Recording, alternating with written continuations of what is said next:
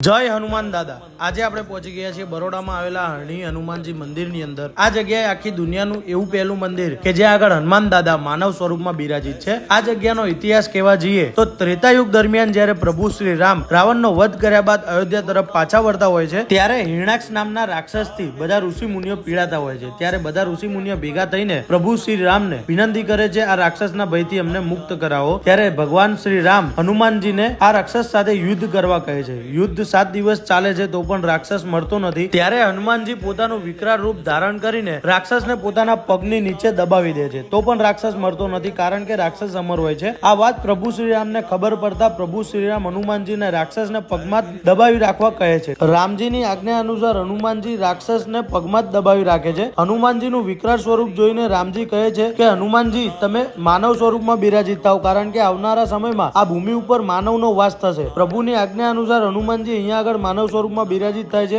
અને આ વર્લ્ડનું પહેલું મંદિર છે જ્યાં તમને હનુમાનજી માનવ સ્વરૂપમાં દર્શન આપે છે। અને જ્યારે દ્વાપર યુગમાં શ્રી કૃષ્ણ ભગવાન પાંડવો સાથે અજ્ઞાતવાસ દરમિયાન આ જગ્યાએ આવે છે, તો આ મૂર્તિ વિશે યુધિષ્ઠિર શ્રી કૃષ્ણ ભગવાનને પૂછે છે।